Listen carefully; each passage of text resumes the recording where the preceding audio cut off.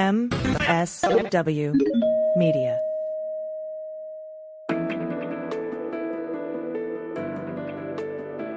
Spy Talk, a podcast at the intersection of intelligence, foreign policy, national security, and military operations.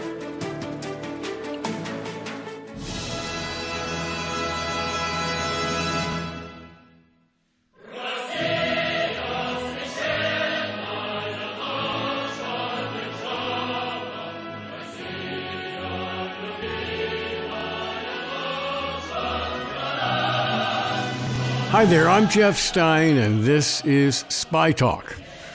That's the Russian national anthem, of course. Like Russia itself, it's been through some big changes since the Soviet Union imploded in 1990, 1991.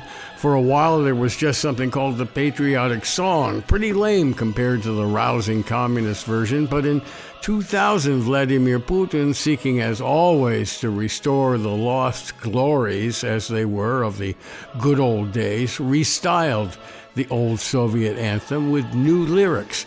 Lenin was out, in praise for the Russian eagle and the fatherland's tricolor symbol, which it said was leading Russia's peoples to victory. Well, victory seems sure far off today. Putin's so-called special military operation has sputtered to a standstill in Ukraine. And then there's that ugly matter of what looks like a failed coup attempt by his erstwhile pal, Evgeny Prigozhin, and his Wagner group.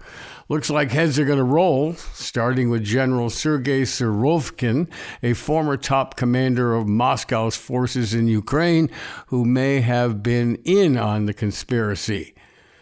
To discuss the intelligence angle on all this, I called on John Sipher, a former top Russia hand at the CIA. In 2014, Sipher retired from a 28-year career in the CIA's National Clandestine Service, which included assignments in Moscow and a stint running the CIA's Russia operations. Naturally, he's following events in Moscow very closely. John Sipher, welcome to Spy Talk. Now, try to imagine, if you can, if you were still working in Moscow as Evgeny Prigozhin's mutiny or coup attempt or whatever we're calling it erupted, or that you were running, as you once did, CIA operations against Russia when the revolt began.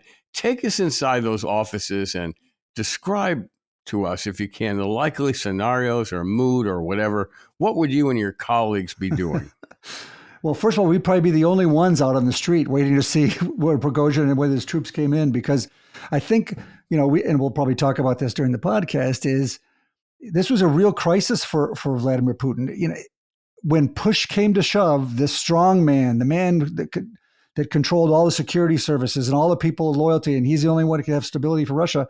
When push came to shove, I don't think he was confident that his forces, the security forces, would come out to protect him. He doesn't know who's loyal and who's not loyal. And Prigozhin has a very populist, strong message. And I think there's people in the right-wing nationalist side of Russia that actually support him more than they support Putin. So what we would be doing I was there in 1993 when Russian tanks were making their way from the bases into the center of Moscow and eventually shooting at the Russian parliament called the White House, which is right next to the U.S. Embassy. Yeah. And I remember being on the street and on the bridges while these tanks were rumbling up with young conscripts that probably had no clue what they were doing, probably never even been to Moscow before. And all of a sudden, people were on the streets. And in Russian history, it's a country that's probably almost uniquely been poorly run for centuries. People know to stay out of politics. They've been oppressed and repressed, and Vladimir Putin does the same. If you try to get involved in politics, you're likely to end up in jail at best. So when push comes to shove, people don't go out and protest against the government because they know there's no use in it. But when the government needs them to come out on the street and rally to support the government, they don't do that either. They're going to just stay away. And so I guarantee that most people just stayed inside and was going to wait to see who won this. And so those of us in the CIA station will probably be the only ones out on the street looking to see what happened so we could report back to Langley in Washington to see what was going on. Describe what was going on. And of course, people did rally. I'm not sure that's the right word, but people did rally for Yeltsin. and the famous scene where he's up on a tank or a truck and rallying the crowds. So you'd be out in the street almost like a wire service reporter.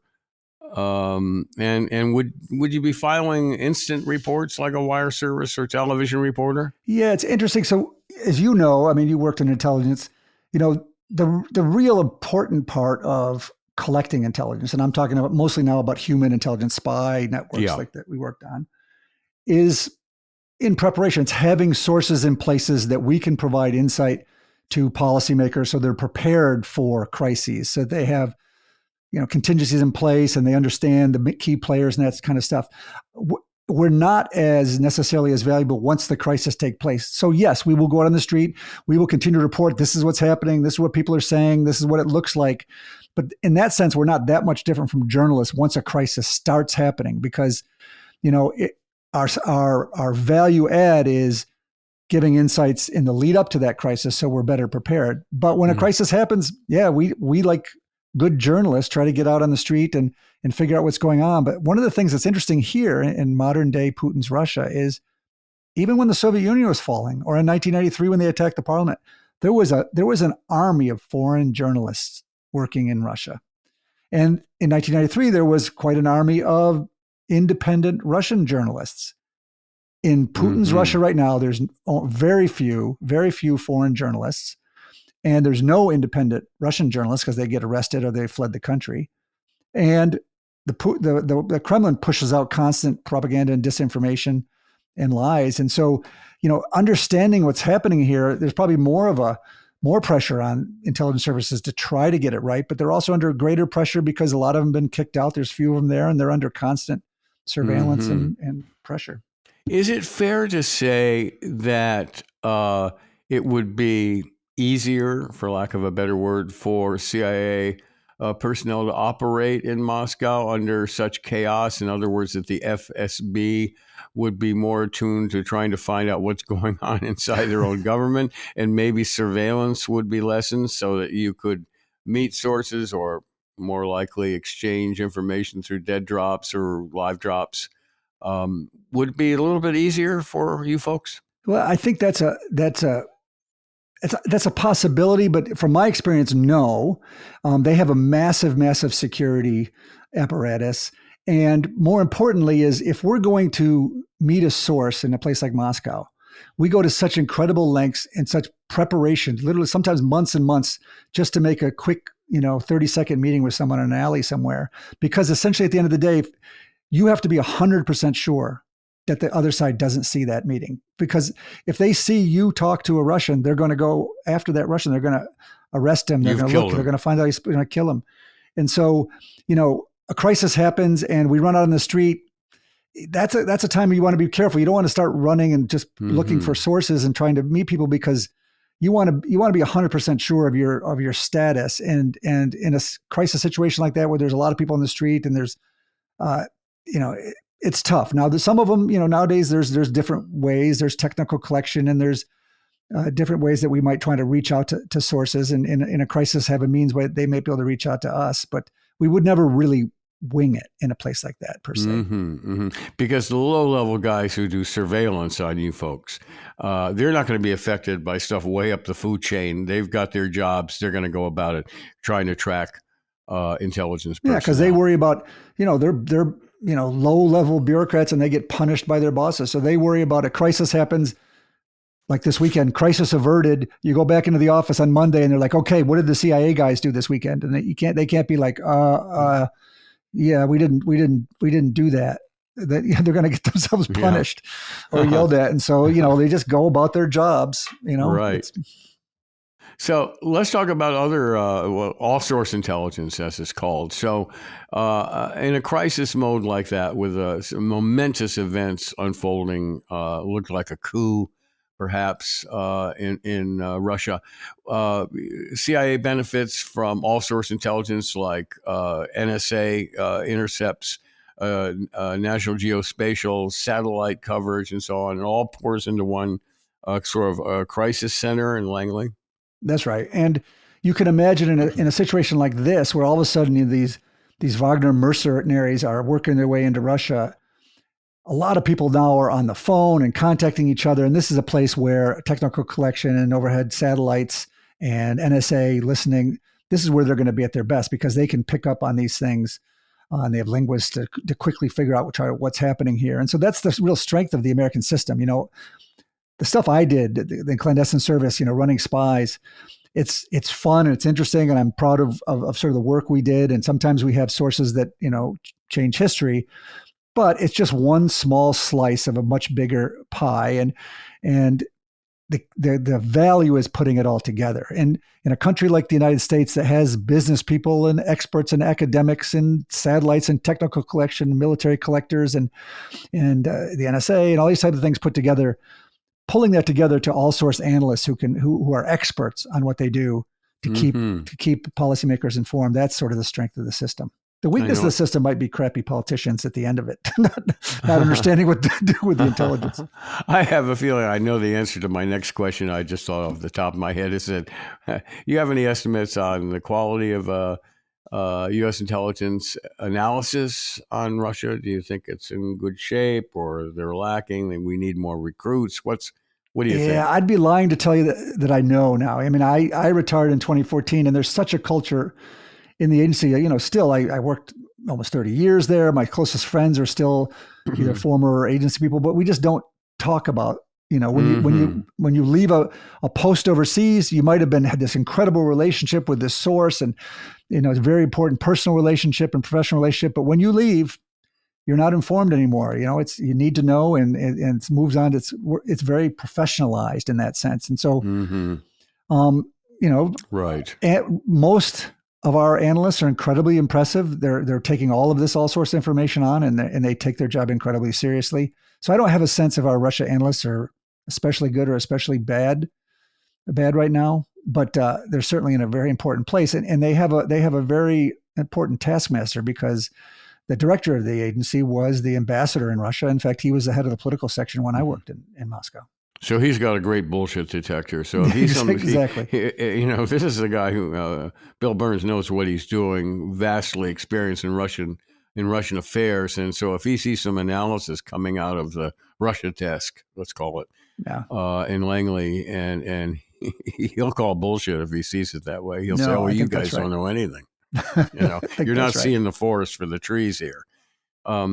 So another tempting question is what should we be doing on an intelligence level in regard to Russia? There's some people say, or might be the agency might be tempted to get involved in psychological warfare to try to take advantage of the situation, try to manipulate tensions within the Russian government. Speaking of which, we now have these leaks flowing out saying that some Russian generals knew about Prigozhin's revolt and may have kept quiet and not told Putin. Now, I find it fascinating, these leaks all of a sudden. I mean, why is anybody talking about that?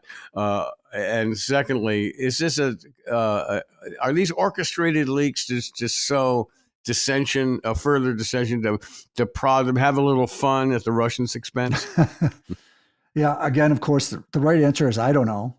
But this in terms of psyops, the kind of stuff you used to do in Vietnam and these kind of stuff, I think in a lot of ways, the intelligence community, at least CIA, has lost that muscle memory. It's something we did, in the early years, and it's much harder now. You can't the Russians can spit disinformation into the system because they're just trying to create chaos and damage.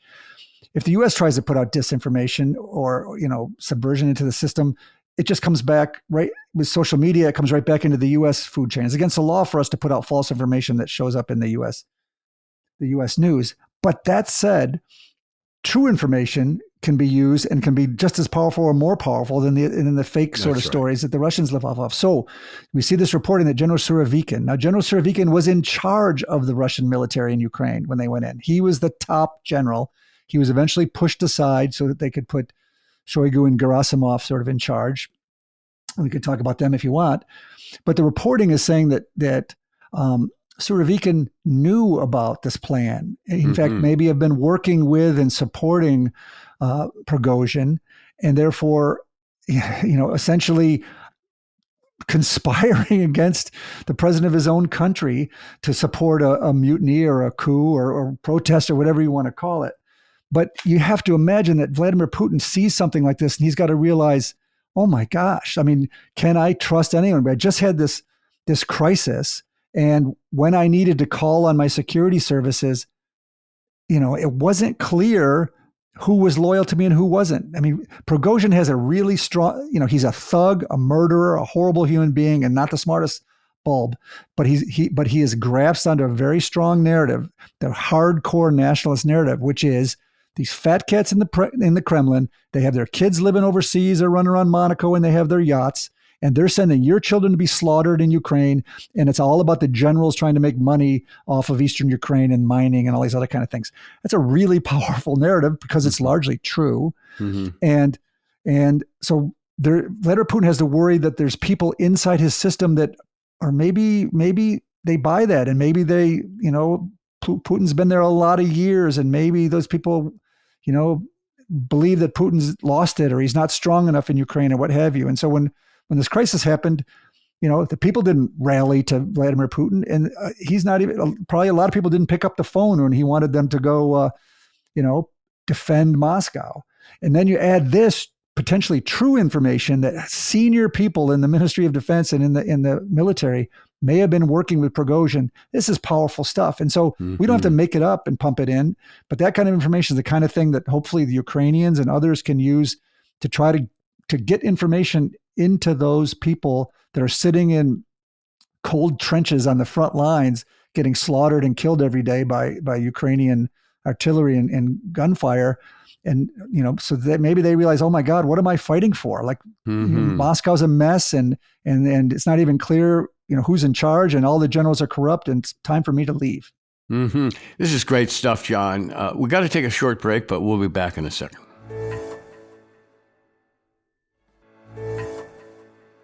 As you say, it may well be true, and we've shown that we and the Ukrainians are pretty good at intercepting Russian communications.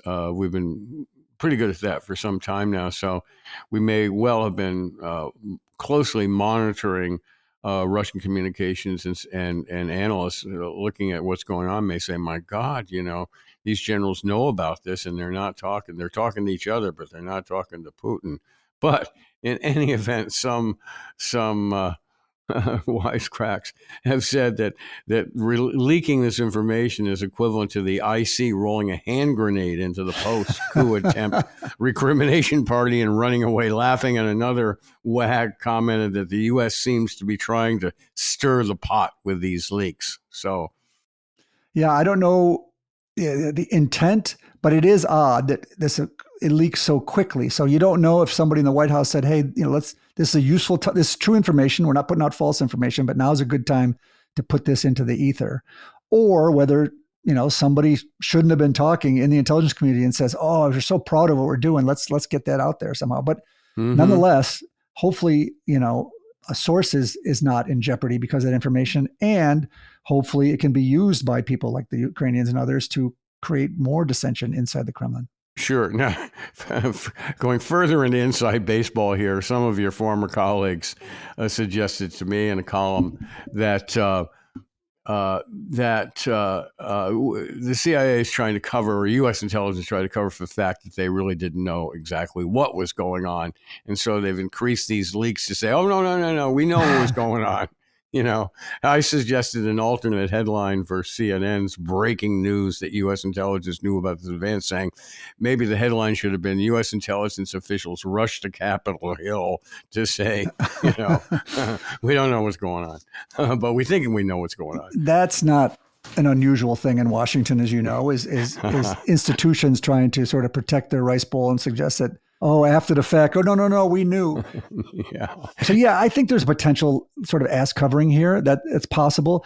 But the thing with Prigozhin and what was going on is essentially that wasn't all secret. Prigozhin was speaking publicly for a long time, attacking Shoigu, attacking Gerasimov, upset that the Wagner group was, getting killed and losing people, and that it was going to get pulled into the Ministry of Defense. And so I'm sure the IC can say, yes, we were monitoring all this. We knew there was problems. Maybe we knew that Surovikin was helping, and we knew that there was real potential here. But, did they know that on this date at this time, what was going to happen?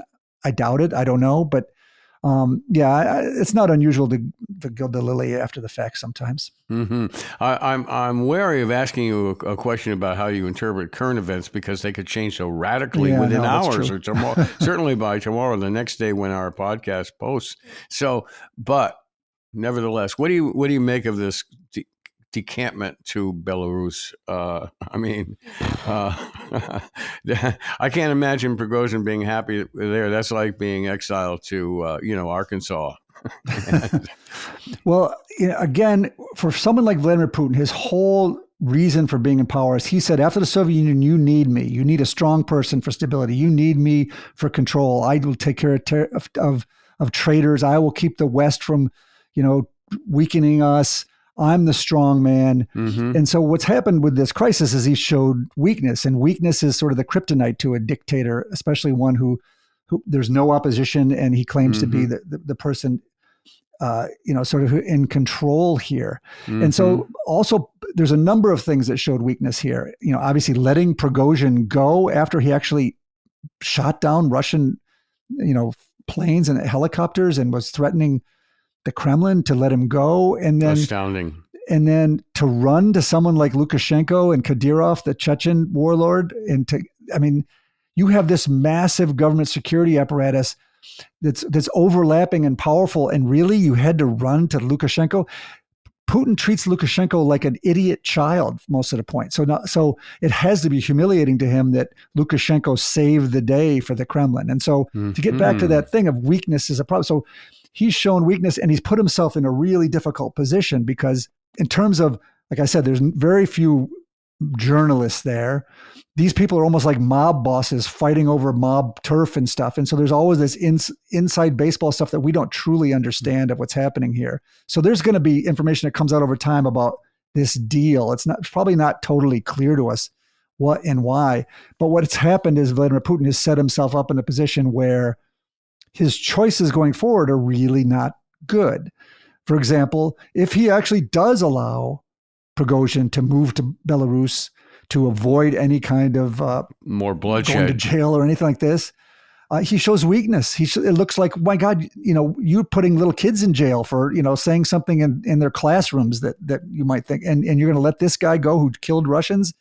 Right, and this is a guy who doesn't hesitate to send agents abroad to murder defectors. Well, let's go to that one, because so a lot of people were joking, oh well, he's going to get pushed out a window and they're just going to kill Prigozhin. Well, that's not so easy, really. That creates a separate set of problems for Putin. So if he lets him go, he shows weakness. But if he kills Prigozhin, the one thing he doesn't understand is how strong has this populist message of rich fat cat Kremlin people sending kids to slaughter, making its way through Russian society. So if he kills Prigozhin, there might be a lot of people who really bought into that view, who are supportive of that and may rally to ultra nationalists. And so he doesn't have an easy choice here. Letting him go is a bad problem. Killing him is a bad problem. And it's the same if he fires Shoigu and Gerasimov, the people that Prigozhin wants to be fired. He looks like he's just doing what Prigozhin wants him to do. He's the weak one. Prigozhin's the strong one. But if he doesn't fire them,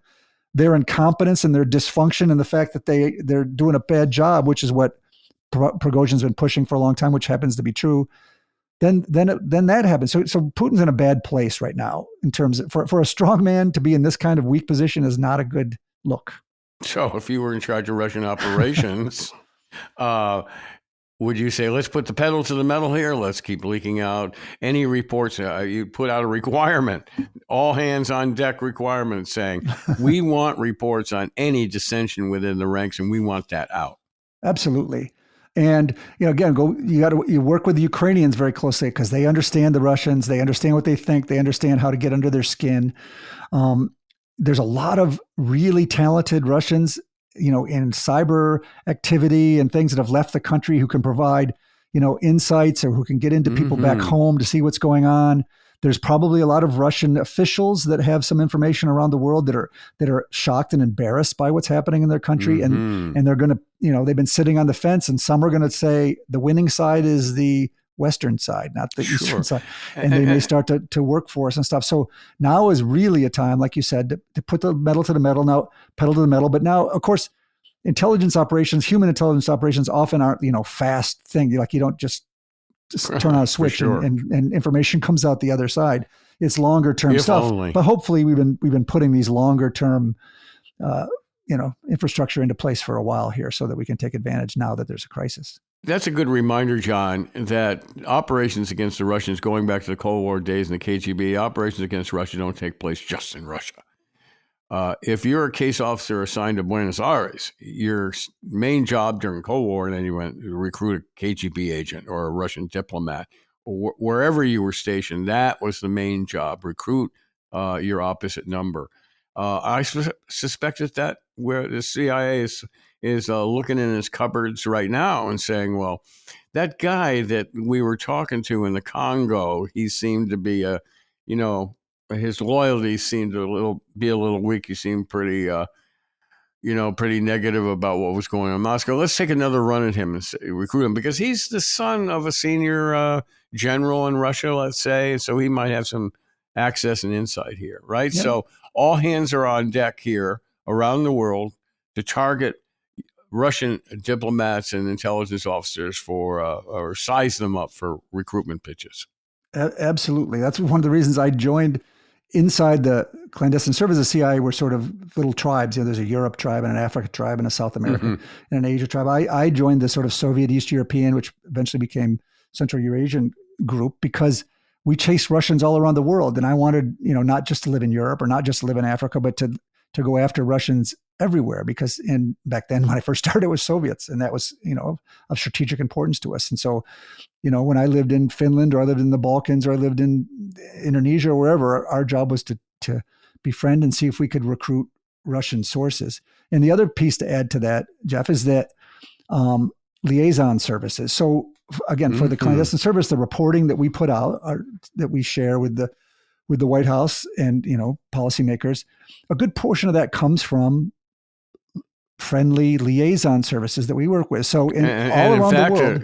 In fact, there's been criticism over the years that we depend too much on friendly intelligence services, that we don't do enough. We don't get enough of our own independent reporting. A classic case was, many classic cases of that.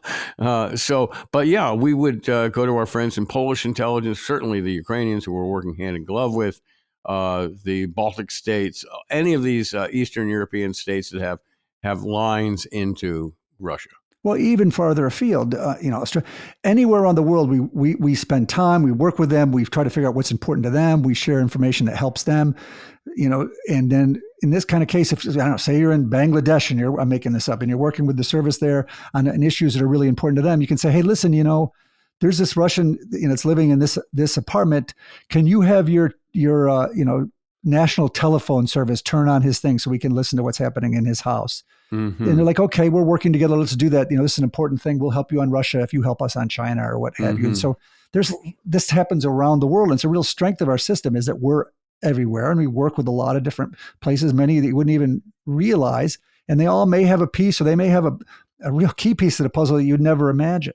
Which kind of prompts me to bring up the case of Israel, which is a kind of friendly intelligence service. But these days, Netanyahu's trying to straddle the fence on Russia, but you think the old, the longtime pros in the Mossad and so on, they have longtime relationships with CIA officers and say, yeah, we'll help you out on this one. Yeah, I'm glad you bring that up, because that is the advantage of living in these countries and sending professionals to work with the locals year after year after year. So, when the U.S. military all of a sudden is surged into, Iraq or Afghanistan or something like this, they haven't been there developing these relationships and working on these things for a year. They show up, they may not have the language, they're there to, accomplish a mission, whatever it is. But we've spent years investing in these relationships. The people in Tel Aviv, for example, have been there every day for the last 60, 70 years, nonstop, working with their counterparts, talking to them, befriending them. And so sometimes, and there's long examples of the British and others where the politics at the top is not really good between the United States and that country. But, professionals working together, you understand that you have to maintain that relationship. You can't all of a sudden turn it off and turn it on. And so I'm sure there's cooperation and things going on that maybe even if Netanyahu is not sending military stuff to Russia or there's some bigger issues, I'm sure on a day-to-day level, there's still some cooperation that benefits the United States. Or as General Hayden once said to me, and this is kind of a cliche, actually, he said, administrations come and go, but we're here. We stay. I guess that's as good a definition of the deep state as anything. Well, that's true. I was just reading a really good book about sort of the history of U.S.-British intelligence relationships over time. But yeah, even when there was sort of friction between, administrations, work continued together, because this stuff is long-term. You don't just turn it on and turn it off, and professionals understand that. Hey, this is great, but let me ask you about a small bore question here. There was a report yesterday that U.S.-based Russian diplomats were whisked home after the Wagner uprising. What do you make of that? A plane flew into D.C. With some new blood, and took home a bunch of Russians. What do you make of that? Yeah, when you see that kind of report, there's something else. There's something else going on. I remember, for example, when the Russian illegals were arrested in 2010, and Medvedev was visiting the United States, and he went up to Canada, and then there's all this sort of back and forth, and there was a lot of reporting on things happening, but they didn't understand, that actually there was a, intelligence source that needed to be protected, and that's why things had to be weighed or why action took. And so if you don't have the whole picture, you can be skewed on what you think is happening. So something happened here. Either those Russians were pitched by the Americans, and the Russians said, okay, we can't trust them anymore, get them out of there, or the Russians saw them up doing something, or in some way they were compromised. Like there's something that happened probably that precipitated this. And without the full picture, it's just so hard to say. There's a million different things that could have happened that led to something like that. In other words, that Putin and his circle knew for some time that some of the loyalty of some of the people in the Russian embassy in Washington was suspect.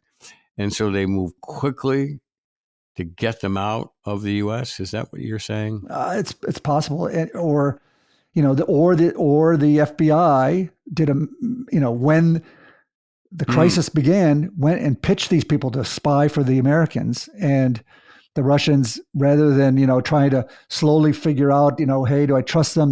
They just sent them home. I don't because a lot of times if you're someone who is cynical and conspiratorial, if you're running the Russian intelligence office in Washington, if the FBI comes to one of your people and tries to get him to work for you, you might say to yourself, why did they choose Yevgeny?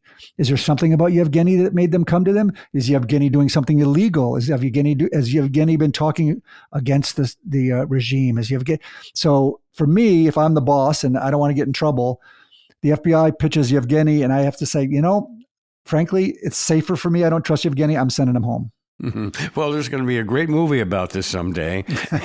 and I hope we in Spycraft make it. Yeah, me too. I want to get back to Spycraft before we leave. But the FBI has been beaming social media messages at the Russian embassy for some time now. In fact, they made a big deal about it and publicized it, that they're sending messages to the Russian embassy saying, hey, we're open 24/7. While you're out at Taco Bell, we'll send an FBI agent there to enable your escape. So how do you think that's going? I suppose that's all okay, and it makes for good sort of in the news or something. But the Russians understand what the FBI does, and if you don't work in the Russian security services, or frankly American services, without understanding how the process works, and if you want to go work for the other side, how you might do that, you don't need somebody pushing social media. There's no Russian in the KGB office in Washington going, oh, really? The FBI might be interested in me? Oh, that's something. Maybe I'll go talk to them. So I hadn't thought of that before. Yeah, no, I haven't thought. And so, yeah, it's a little too cute sometimes, and maybe there's someone on the fringe who hadn't been thinking this kind of thing, and maybe it's just, I don't know. I mean, it's part of the process. It's like, I'm sure, again, you worked in intelligence with the military and stuff. It's like dropping leaflets over whatever, like they drop, 2,000 pounds of leaflets, and they're mostly used as toilet paper. Does one One of them gets somebody to think, maybe, but you do it, but do you count on it? No. Yeah. I suspect that you or one of your colleagues might have had numerous encounters where a Russian, a KGB guy, he knew who you were, you knew who he was, and you'd have maybe a game of chess or have a beer someday, and you'd each be saying to each other, hey, why don't you come over to our side? Well, exactly. And the one thing I said about Russians is it's more of a conspiratorial mindset. They've been under sort of oppression and repression for years and years. The security services are like a state within a state there. It's really important. They keep the leadership in power at all times. And Russians, like Americans, we don't think about intelligence on a day-to-day basis. It's really sort of it happens. We sort of know about it. In Russia, it's more in your mindset, and you understand that the leadership is corrupt. And so you might, as you go through your career, think, in what circumstance might I leave or flee or work with the Americans or the British or what have you. And so it's something Russians think about more than Americans do for that means. And so what you want to do is you want to be in a position when one of these people, maybe they've been trying to do their best, they've been trying to work in their system, and at some point they realize, oh my God, I've been doing everything I can to be a good Russian national, but the system is just so dirty, corrupt, and it's broken. Yeah, and the gossip might be that your mentor, your rabbi, your Sherpa back in Moscow is under scrutiny from Putin and may be murdered by him. And, that means that your future is in doubt. So you call up John Sipher at CIA and say, I want out. So that's why we want to be there for them. We want to maintain those relationships and keep them so that when the time comes, if they choose to come to us, we are ready for them and can do so in a professional manner. Mm-hmm.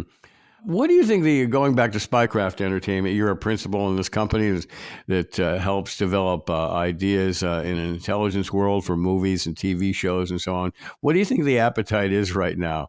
Are we going back into a Cold War entertainment milieu where there's an appetite for spy stories? I mean, there's some of course, there's the usual crap coming out, but there's very, very good stuff on intelligence. Also, I'm thinking of the French series, The Bureau. The Bureau. I'm thinking of Fauda series, the counterterrorism series out of Israel. Slow Horses was good. Slow Horses. A Spy Among Friends, I thought was quite great. Enjoyed about Kim Philby.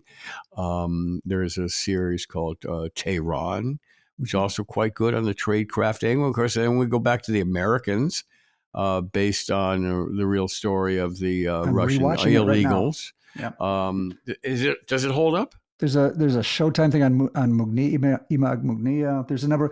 So that's what we're trying to do. We're trying to take real and authentic stories, obviously cleaned up so that they're not have classified information. And then we work with the agency to make sure anything that we work on or stories that we come to Hollywood with are clear to make sure that there's no sensitivity or security problems there.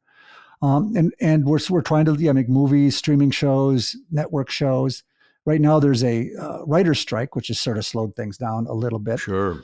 In terms of the appetite, essentially, yes, spy shows tend to do pretty well. So, but in the mind of most Hollywood people, spy shows are essentially just these action shows, right? So they're jumping on planes and shooting each other up, and so sometimes it takes quite a bit to work with someone to explain why, these shows that are more cerebral, that are about sort of love and betrayal and trust and real kind of stories can sell. And you get the right kind of writer and the right kind of people, you realize that there's no shortage of content of great stories out there that haven't been made yet into movies and shows. And so it's an uphill battle. It's an ongoing type of thing, and we're having some success. We have a number of things that are sort of moving forward, but Hollywood is even a more bizarre and slow-moving operation than my former profession was. Well, I guess we'll have to wait for the ending of this particular chapter to see if there's a movie in the overthrow of Putin or the dissolution of Russia. Of course, there has to be an American hero in there, and I'm sure you'll come up with one. So, thanks, John Sipher, for being with us again on the Spy Talk podcast. It's always great to talk. Thank you. My pleasure. Thanks, Jeff. And that's it for this week's Spy Talk. Be sure to check out our entire podcast archive, available at our home at the MSW Network or on Apple or wherever you get your podcasts. And if you haven't already, please also check out the Spy Talk column on Substack. where my colleagues and I offer fresh reporting and analysis from the intersection of intelligence, foreign policy, and military operations. Until then, I'm Jeff Stein. See you around. For more original reporting and insights like this, subscribe to spytalk.co on Substack and follow us on Twitter at @talk_spy. If you enjoyed our podcast, subscribe and leave a review on Apple Podcasts, Spotify, or wherever you get your podcasts. MSW Media.